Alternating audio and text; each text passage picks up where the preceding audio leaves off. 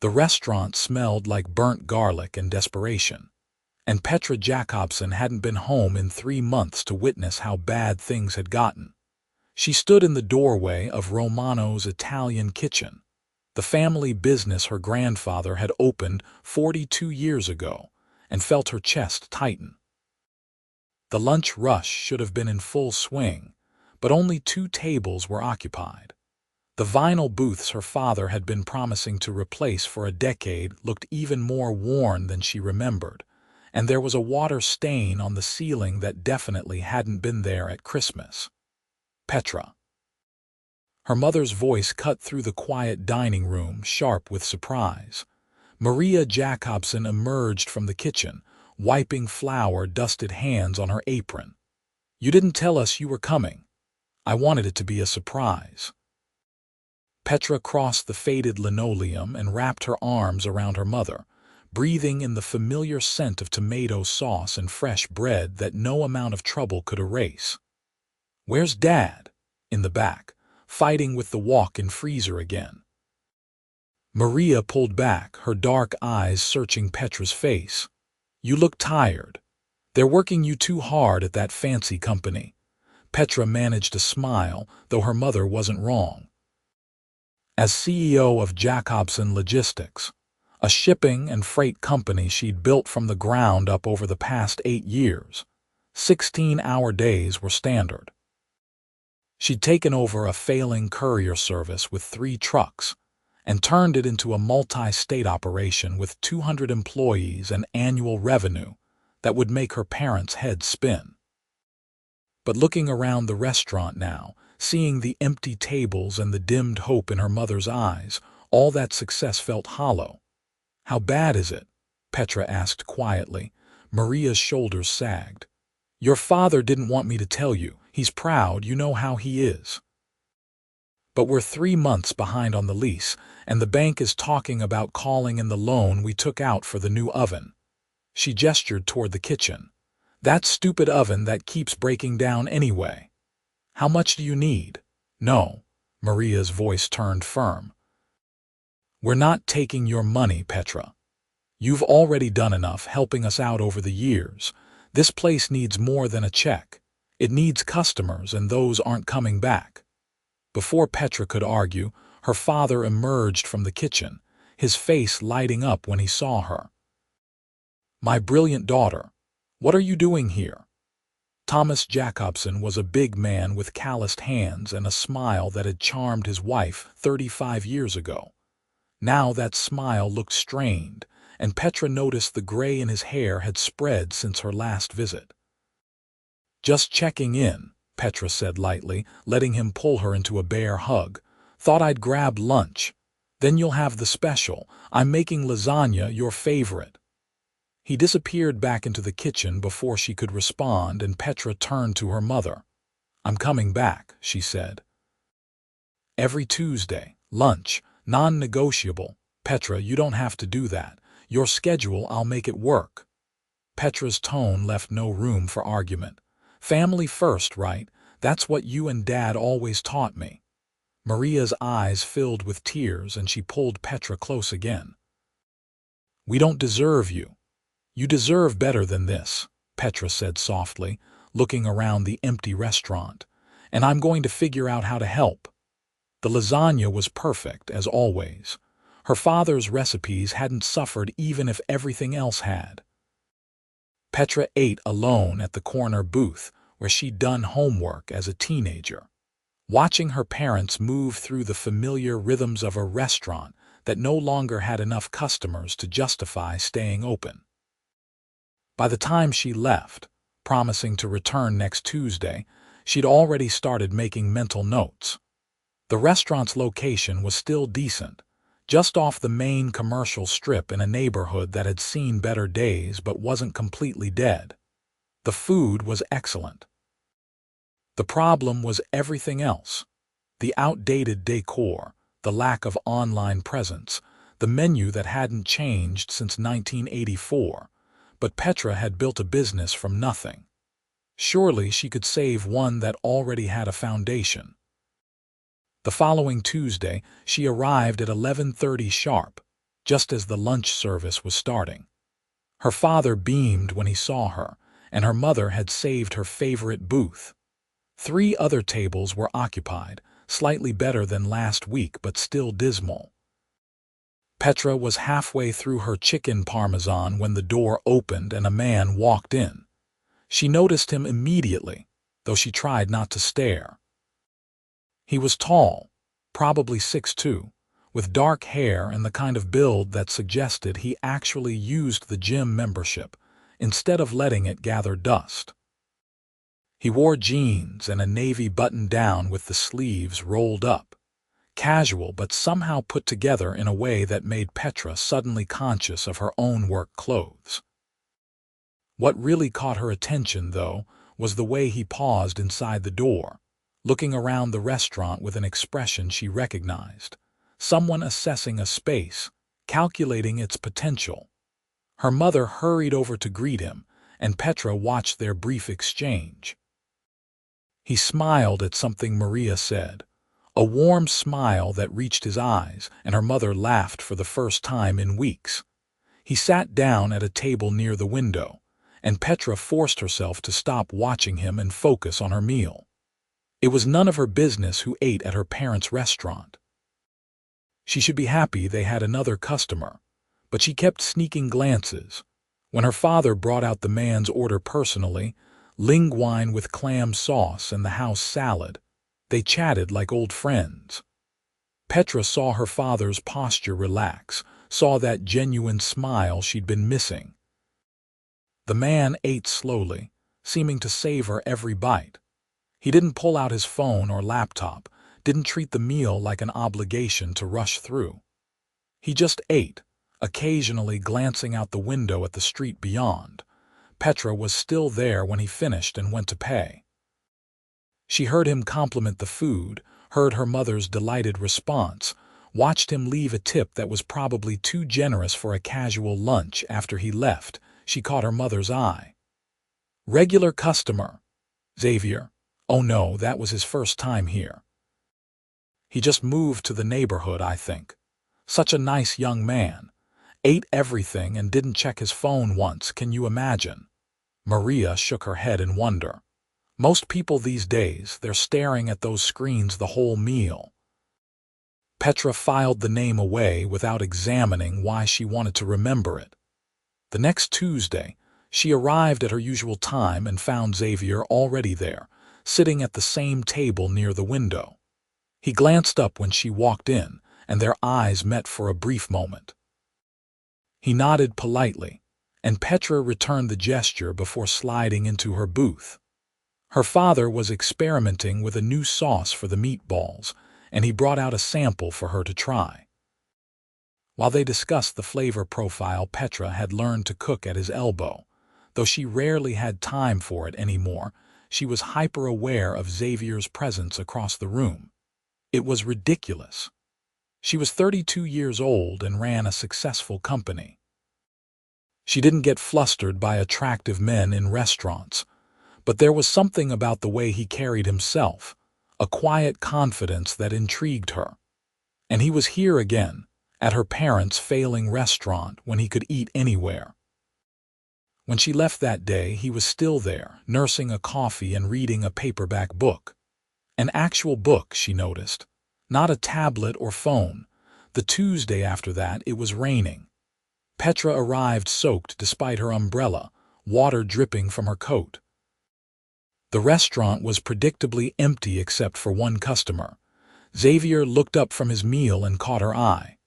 This time, he smiled. Petra smiled back, then quickly looked away, feeling absurdly like a teenager.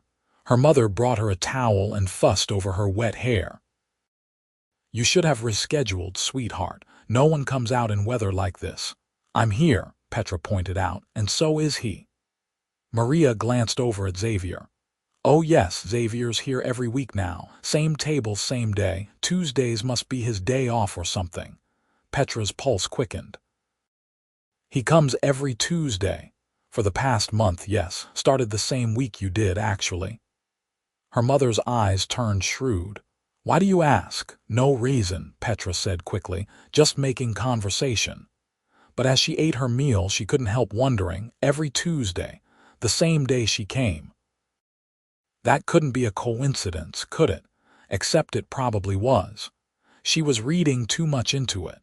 He'd found a restaurant he liked and chose a regular day to visit. People did that. She was so lost in thought that she didn't notice Xavier approaching until he was standing beside her booth. "Sorry to interrupt," he said, and his voice was deeper than she'd expected, warm like good bourbon. "I just wanted to introduce myself. I'm Xavier Winters. I've seen you here a few times, and I thought it might be less awkward if we actually said hello instead of just nodding at each other." Petra looked up and up, realizing he was even taller than she'd thought. His eyes were hazel, she noticed, green with flecks of gold. "Petra Jacobsen," she managed, extending her hand. "Nice to meet you." His handshake was firm, his palm warm. "Jacobsen, like the restaurant. My parents own it. I'm just here for my weekly fix of my dad's cooking. Smart woman. The food here is incredible." Xavier glanced around the nearly empty restaurant and something flickered in his eyes. "I can't believe this place isn't packed." "Yeah, well." Petra shrugged, trying to keep her voice light. "Times are tough." "Are you in the restaurant business too?" "No, I run a logistics company. Shipping and freight." She waited for his eyes to glaze over. Most people found her work boring, but he looked genuinely interested. "That's impressive. Your own company, built it from scratch 8 years ago. Then you understand what it takes." He gestured to the booth. "Mind if I sit for a minute, unless you're waiting for someone or need to get back to work?" Petra's heart hammered. "I'm not waiting for anyone, and I always give myself 2 hours for Tuesday lunch." Xavier slid into the seat across from her, and suddenly the booth felt much smaller. "Same here. I block out Tuesday afternoons. No meetings, no calls, just a good meal and some time to think." "What do you do?" The question came out more curious than she'd intended. "I'm in real estate development." He said it casually, but Petra caught something in his tone, a carefulness that suggested there was more to the story. "Mostly commercial properties. I scout locations, assess potential, work with investors to revitalize struggling areas." Petra's chest tightened. "Revitalize. That's a nice word for it." Xavier's expression sharpened. "You think I'm one of those developers who comes in and pushes out the locals, tears down family businesses to build luxury condos?" "I don't know you well enough to think anything," Petra said, but she couldn't quite keep the edge from her voice. She'd seen it happen in other neighborhoods, watched as the places that gave communities character got replaced by sterile chain stores. "Fair enough." Xavier leaned back, studying her. "For what it's worth, that's not my style. I look for places with good bones that need investment, not a wrecking ball. I try to work with existing businesses, help them modernize without losing their soul. That must be complicated. Usually." His mouth quirked. "But also rewarding when it works." They talked for another 20 minutes, the conversation flowing easily once they moved past that initial tension. Xavier was sharp and funny, with a self-deprecating humor that surprised her. He asked questions about her company, seeming genuinely fascinated by the logistics of moving freight across multiple states. When Petra finally glanced at her phone and realized she'd been there for almost 2.5 hours, she was startled. She never ran over her Tuesday lunch block. "I should get back," she said reluctantly. "Me too." Xavier stood when she did, old-fashioned manners that she found unexpectedly charming. "Maybe we could continue this next Tuesday." Petra's stomach flipped. "I'll be here." "So will I." She thought about him the entire drive back to her office, and through the afternoon of back-to-back meetings, and that night when she should have been reviewing quarterly reports. This was dangerous. She didn't have time for distractions, and she certainly didn't have time for a relationship. Her company demanded everything she had. but Tuesday couldn't come fast enough. The following week, Xavier was waiting when she arrived. He'd saved the booth across from his table, and when Petra walked in, he waved her over. "I took the liberty," he said, gesturing to the booth. "Figured we might as well sit together if we're going to talk anyway." Petra slid in across from him, trying to ignore the pleased warmth spreading through her chest. "Presumptuous." "Hopeful," he corrected, and his smile made her breath catch. They ordered together this time, and Xavier insisted she try the special. While they waited for the food, he asked about her week, and Petra found herself telling him about a difficult client and a driver shortage that was causing scheduling nightmares. "Have you considered partnering with a temp agency?" Xavier suggested. "I worked with one once for a different project. They specialize in commercial drivers, and they're good at filling gaps quickly." "I've looked into it, but the costs would be offset by not losing clients," Xavier pointed out. "Short-term expense, long-term gain." Petra considered this. "That's actually not a bad idea. I have them occasionally." When the food arrived, Xavier took his first bite of the osso buco and closed his eyes briefly. "Your father is an artist." "He is," Petra agreed. "Which is why it kills me that this place is struggling. He deserves better." "So do your parents," Xavier said quietly. "They've clearly put their hearts into this place." "They have. My grandfather opened it in 1984. Dad took over when I was 10. Petra ran her finger along the condensation on her water glass. "I keep trying to figure out how to help, but I'm a logistics person, not a restaurant person. I can move freight across the country, but I don't know how to get customers through that door." Xavier was quiet for a moment. "Can I ask you something? And please tell me if I'm overstepping." "Okay. Would your parents be open to changes? Real changes, not just fresh paint and new menus?" Petra's guard went up immediately. "What kind of changes?" "Nothing drastic. But places like this, family restaurants with soul and history, they need more than good food to survive these days. They need visibility, online presence, a hook that makes them stand out." Xavier leaned forward, and she could see the passion in his eyes now, the same fire she felt when talking about her own business. "Your father's cooking is incredible. People should know about it." "So what? Social media?" Petra couldn't quite keep the skepticism from her voice.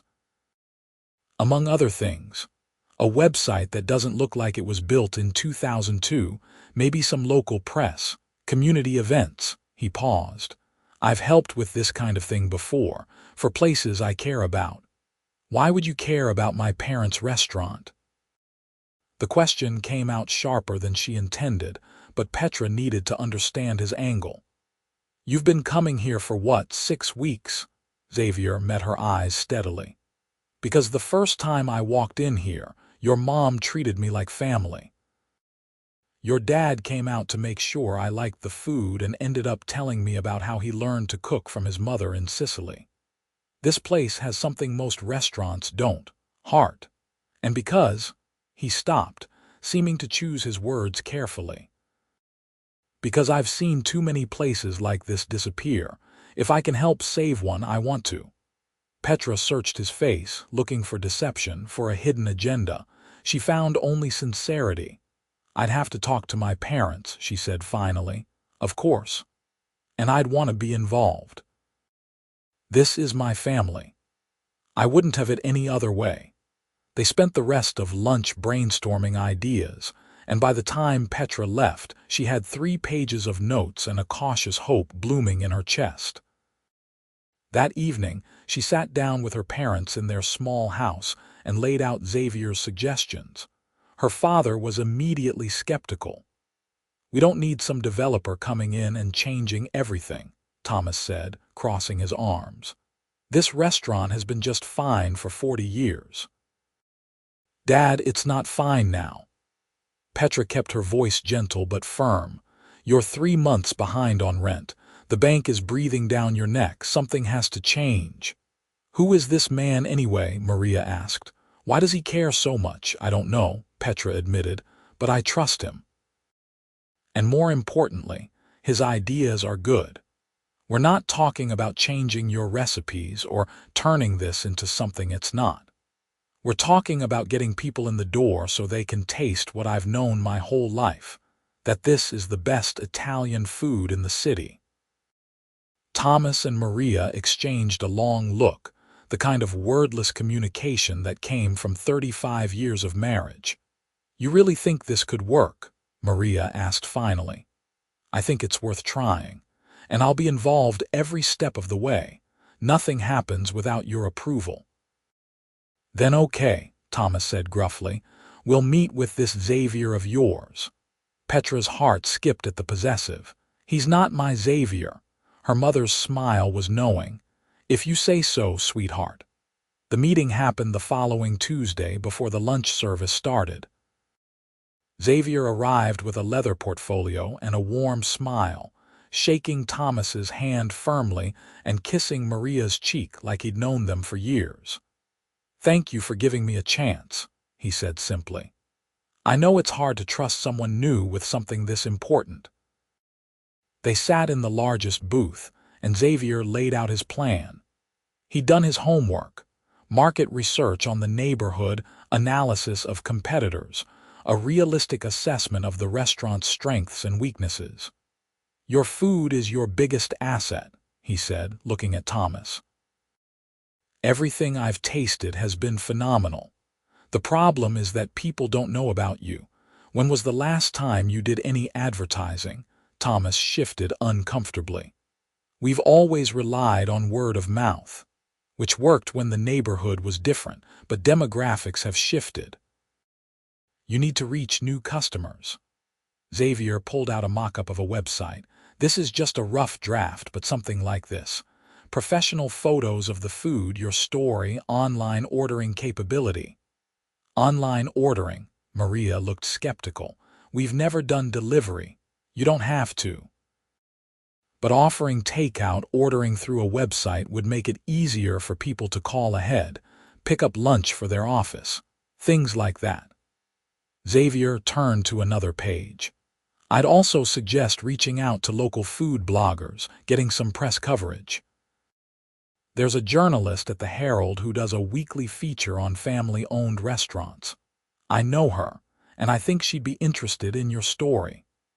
Petra watched her parents' faces as Xavier spoke, saw their skepticism gradually shift to cautious interest. He was good at this, she realized. He presented facts without pressure, made suggestions without demands. How much would all this cost?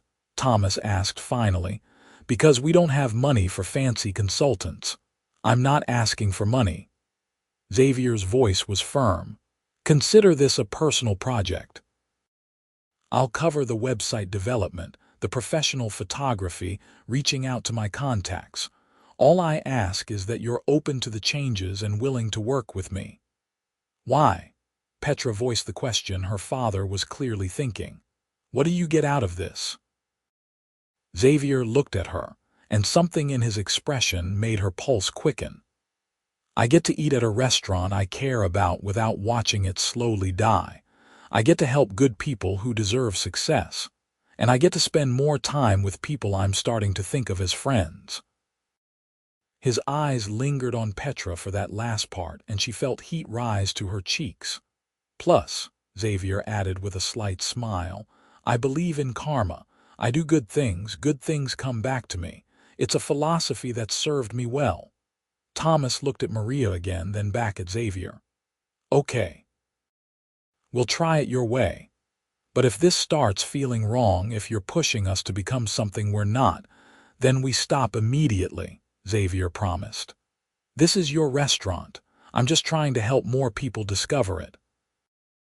They shook on it, and as Xavier left to make some calls, Petra found herself standing with him by the door. Thank you, she said quietly, for caring about this. Thank you for trusting me. Xavier's hand brushed her arm just for a moment, but the touch sent electricity through her. Same time next week, I'll be here. So will I, he said, echoing their exchange from weeks ago. Though I might show up a few extra times too, I'll need to meet with the photographer, get some shots of the kitchen, things like that. Petra's heart did a stupid little flip at the thought of seeing him more often. I could help with that. If you need someone to coordinate schedules or keep my parents on track, I'd like that. Xavier's smile was soft, intimate. I'd like that a lot. Over the next month, Petra found herself at the restaurant far more than just Tuesdays.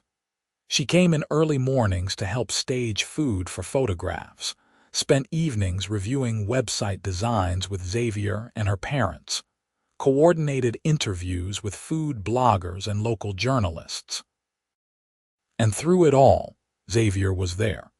He was patient with her father's stubborn resistance to change, charming with her mother's worries, and unfailingly kind to everyone he encountered. He paid for everything out of his own pocket, as promised, waving away Thomas's attempts to compensate him. "Seriously, what's your angle?" Petra asked him one evening after everyone else had left. They were sitting in the empty restaurant, the lights dimmed, reviewing the final website design on his laptop. Xavier looked up from the screen. "You still don't trust me." "I trust you," Petra said, surprised to realize it was true. "But I don't understand you. Normal people don't do this. Spend tens of thousands of dollars helping strangers. You're not strangers anymore." Xavier closed the laptop, giving her his full attention. "And maybe I have selfish reasons too." "Like what?" "Like wanting an excuse to see you more than once a week." The words hung in the air between them, honest and vulnerable. "I know you're busy with your company, and I know this started as helping your parents. But Petra, I haven't been able to stop thinking about you since the first day I walked into this restaurant and saw you sitting in that corner booth." Petra's breath caught. "The first day? You looked so fierce," Xavier said softly. "Sitting there alone, looking around at everything like you were calculating how to fix it. Your mother introduced me, mentioned you were her daughter who ran your own company. And I thought, I have to meet her properly. I have to know her. So you came back every Tuesday." "I came back every Tuesday." Xavier reached across the table, his fingers brushing hers. "Tell me I'm not alone in this. Tell me you've been feeling it too." Petra's heart hammered against her ribs. "I've been feeling it too," she whispered. "But Xavier, I don't have time for a relationship. My company takes up 60 hours a week, I know. Mine does too." He turned her hand over, tracing patterns on her palm that made her shiver. "But everyone needs to eat right. Everyone needs downtime. Maybe we just make sure we do those things together. That's not really how dating works. So we make our own rules." Xavier's eyes were intense now, focused entirely on her. "Petra, I'm not asking you to change your life. I'm asking for a chance. Tuesday lunches that turn into Tuesday dinners, early morning coffee before work, stolen hours whenever we can both break away. Whatever you can give me, I'll take." It was too fast. A part of her insisted. She'd known him for 2 months. She should be cautious, should protect herself. But another part of her, the part that had been lonely for longer than she wanted to admit, was screaming at her to say yes. "Okay," she breathed. "Okay, let's try." Xavier's smile lit up his entire face. He stood, pulling her up with him, and then his hands were cupping her face and he was kissing her. The kiss was everything a first kiss should be, soft and searching, tentative and sure all at once. Petra melted into it, her hands fisting in his shirt, feeling like she was falling and flying at the same time. When they finally broke apart, both breathing hard, Xavier rested his forehead against hers. "I've been wanting to do that for weeks," he murmured. "So have I," Petra admitted. "I'm glad you finally made a move because I was too scared." "You scared?" Xavier pulled back enough to look at her. "You're the most fearless person I know. Not about this." She touched her fingers to his jaw, marveling that she was allowed to do so now. Building a company is easy compared to letting someone in. Good thing I'm patient. He kissed her again, slower this time, deeper. When he finally released her, Petra's knees were weak. We should probably go, she said reluctantly. Before my parents come back and find us making out in their restaurant. Xavier laughed, the sound rich and warm. That would be a hell of a way to announce we're dating. The word sent a thrill through her. Tomorrow, she asked. Coffee before work, I'll pick you up at 6. They left together, and Xavier walked her to her car even though his was parked in the opposite direction. He kissed her one more time in the glow of the streetlight, and Petra drove home feeling lighter than she had in years. The restaurant's transformation happened gradually, then all at once. The website launched to immediate interest, with online orders starting to trickle in within the first week. The article in the Herald ran on a Sunday and praised Thomas's authentic Sicilian cooking that tastes like someone's beloved grandmother made it with love. By Monday, there was a line out the door for lunch. Maria called Petra in tears, joy and disbelief warring in her voice. We ran out of meatballs, she sobbed. We've never run out of anything. People were ordering them faster than your father could make them. That's wonderful, Mom. We need to hire help, maybe 2 servers and another prep cook. Petra, we can't handle this alone. Then hire them, Petra said, grinning so wide her face hurt. You can afford it now. The surge in business continued. Food bloggers discovered the restaurant and raved about it to their followers. Yelp reviews piled up, almost all of them glowing. By the end of the first month, Romano's Italian kitchen was making more profit than it had in the previous year. And through it all, Petra fell deeper in love with Xavier Winters. They had their coffee dates before work, meetings that turned into breakfast when neither wanted to leave. They had Tuesday lunches that stretched into early dinners, sitting in that same booth talking about everything and nothing. Xavier came to her office and brought her dinner when she had to work late, sitting quietly in the corner reviewing contracts while she handled emails, just so they could be together. Petra met his sister, Rebecca, a sharp-witted lawyer who interrogated Petra thoroughly before declaring her approval. Xavier met Petra's college friends and charmed them all within 20 minutes. They fell into each other's lives like they'd always been there. 2 busy people making time because the alternative not being together was unacceptable. 3 months into their relationship, Petra finally asked the question that had been nagging at her. They were at his apartment, a sleek modern space with floor-to-ceiling windows overlooking the city. It was the first time she'd been there, and the place screamed money in a way that made her wonder. Xavier, can I ask you something? Always. He was cooking pasta, having insisted that he wanted to demonstrate he'd learned something from all those meals at her father's restaurant. Though I reserve the right to plead the fifth if it's embarrassing. How much money do you have? Xavier's hand stilled on the wooden spoon. He turned to face her, his expression suddenly guarded. Why do you ask? Because this apartment probably costs more than most people make in a year. Because you dropped $30,000 on my parents' restaurant without blinking. Because Rebecca mentioned once that you own the building where your office is located. Petra kept her voice neutral, curious rather than accusatory. I know you said you're in real estate development, but I'm starting to think there's more to it than that. Xavier turned off the stove and leaned against the counter. You're right, I've been, not dishonest but not completely forthcoming either. So tell me now. He took a deep breath. My family has money, a lot of money. My grandfather built a real estate empire, my father expanded it. When he died 5 years ago, I inherited everything. I'm worth about $300 million, give or take. Petra felt the air leave her lungs. $300 million, give or take, Xavier repeated, and there was something vulnerable in his eyes now.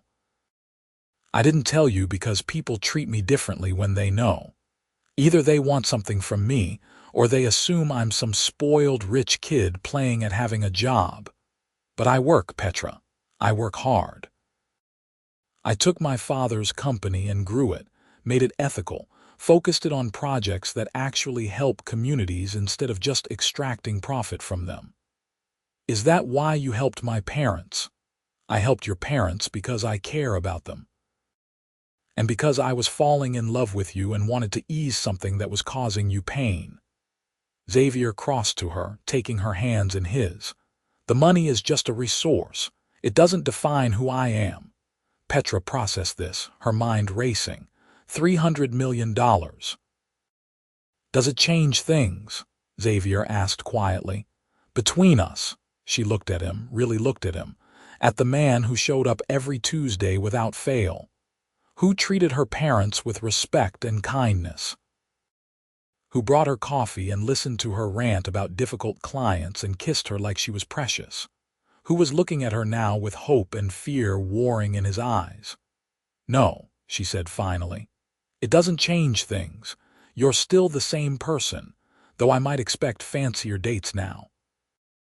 Xavier's laugh was relief and joy mixed together. He pulled her close, burying his face in her hair.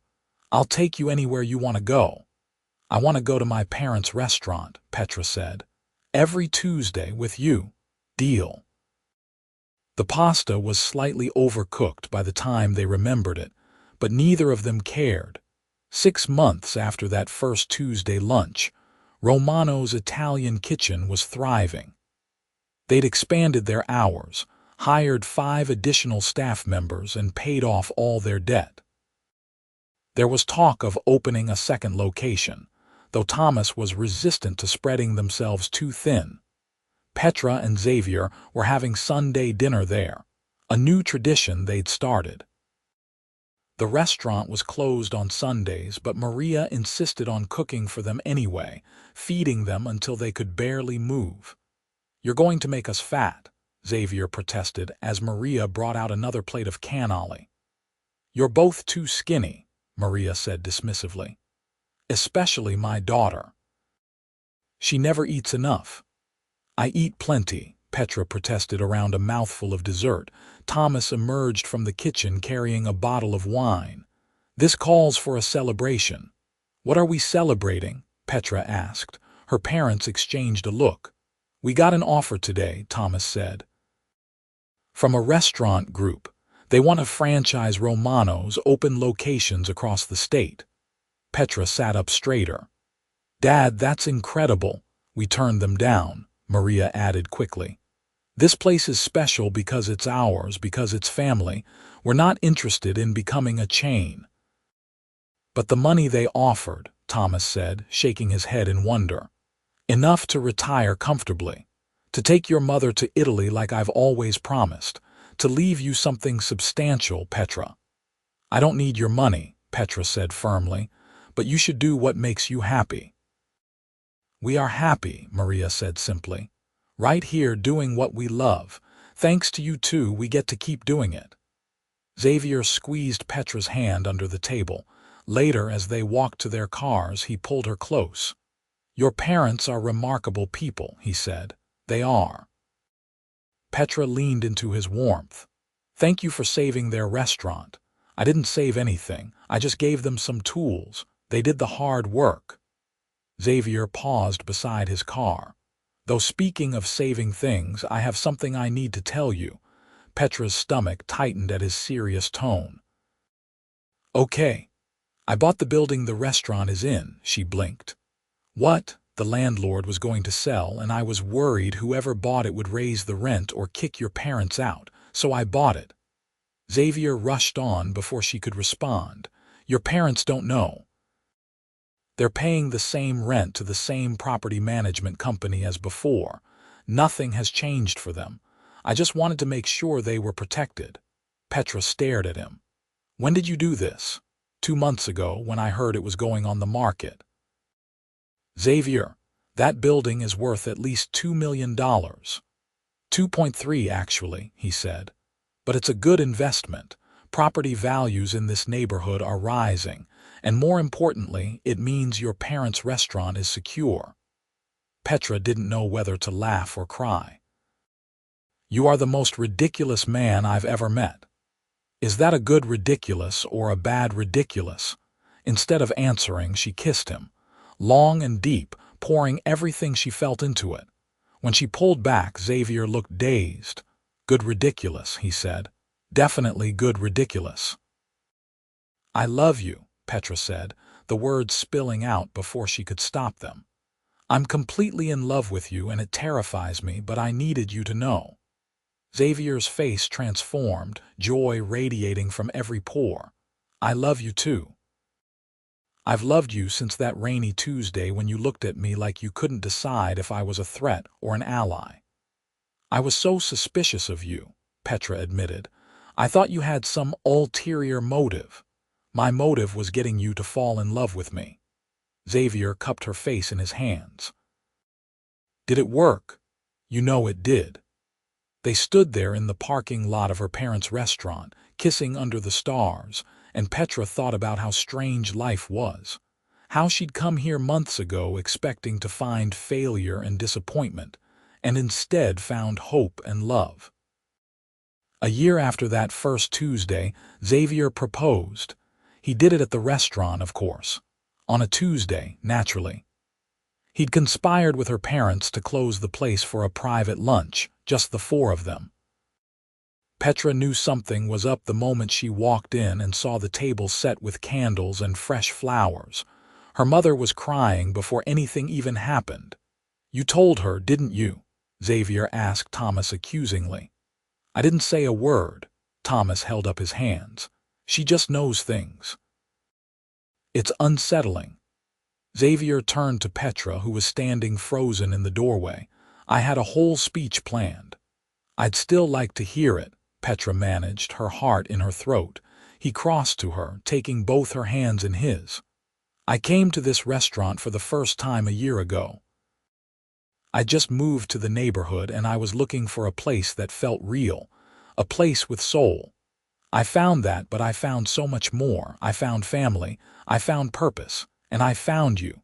Petra's vision blurred with tears. You're the strongest person I know, Xavier continued. You built a company from nothing. You never gave up on your family even when things looked hopeless. You took a chance on a stranger with crazy ideas about websites and food bloggers. You took an even bigger chance on me. Best decision I ever made, Petra whispered. I want to spend the rest of my life making sure you never regret it. Xavier lowered himself to one knee, pulling a small velvet box from his pocket. Petra Jacobsen, will you marry me? The ring was perfect. A simple diamond solitaire, elegant and understated. Petra looked at it, then at Xavier's face, then at her parents hovering in the background, her mother openly sobbing now. Yes, she said, laughing through her tears. Yes, of course, yes. Xavier slipped the ring onto her finger and stood, lifting her off her feet as he kissed her. Her parents applauded and Maria rushed over to hug them both. I knew it, she kept saying. I knew from that first day when you both started coming on Tuesdays. You did not, Thomas argued, but he was grinning as he shook Xavier's hand. Welcome to the family, son. They had lunch together, the four of them, eating Thomas's finest dishes and drinking wine and planning a wedding. It was perfect in its simplicity, exactly what Petra wanted. That evening, after her parents left, Petra and Xavier remained at the restaurant, sitting in their booth because they both thought of it that way now as theirs. I have something for you too, Petra said, though it's not nearly as dramatic as a proposal. I'm intrigued. She pulled an envelope from her purse and handed it to him. Xavier opened it, his brow furrowing as he read the documents inside. This is a partnership agreement. For Romanos, Petra confirmed. My parents and I want you to be an official partner. Equal share, equal say. You've done as much for this place as any of us. Xavier looked up, his eyes suspiciously bright. Petra, I can't accept this. You can and you will. You bought the building, you saved the restaurant, you've been here every step of the way. Your family, Xavier, make it official. Your parents agreed to this. It was their idea, actually. They love you, almost as much as I do. Xavier set the papers down and pulled her close. How did I get so lucky? We both got lucky, Petra corrected. The universe brought you into that door on the exact right Tuesday. Best decision I ever made, walking in here. They sat in comfortable silence, watching the street outside grow dark. The restaurant's new sign glowed in the window, professionally made to replace the faded old one. Romano's Italian Kitchen, established 1984. Should we update that to include your name? Xavier asked. Winters and Jacobsen. Jacobsen and Winters. Let's leave it as it is, Petra said. Some things are perfect the way they are. The wedding happened 6 months later, a small ceremony at a vineyard just outside the city. Petra wore a simple white dress. Xavier wore a dark suit that made him look dangerously handsome, and they exchanged vows in front of 50 of their closest friends and family. The reception was held at Romano's, of course. Her parents cooked. Rebecca gave a toast that made everyone laugh and cry, and Petra danced with Xavier in the middle of the restaurant where they'd fallen in love. Mrs. Winters, he murmured against her hair. I like the sound of that. I'm keeping Jacobsen professionally, Petra reminded him. But yes, I like it too. What about Petra Jacobsen Winters? That's a mouthful. So is the marinara recipe your father refuses to share with me, but I'm determined to master it. Xavier spun her and Petra laughed. I'm patient. I'll wear you down eventually. You already have, she said, rising on her toes to kiss him. You wore me down the first Tuesday we met. They honeymooned in Sicily, visiting the village where Thomas's family had come from. They ate pasta and drank wine and made love in a centuries-old villa with a view of the Mediterranean. Xavier took notes on recipes and techniques, determined to surprise Thomas when they returned. When they got back to the States, they moved into a new house together, a compromise between Xavier's modern aesthetic and Petra's preference for warmth.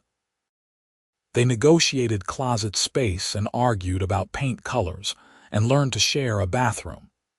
It was domestic and ordinary, and everything Petra had never let herself want. Work continued. Petra's company kept growing, and Xavier's development projects kept him busy. But they made time for each other, protecting their Tuesday lunches fiercely. No matter how demanding their schedules got, they always had that. 2 years after the wedding, on a Tuesday naturally, Petra and Xavier arrived at the restaurant to find her parents waiting with champagne. We have news, Maria announced. We're expanding.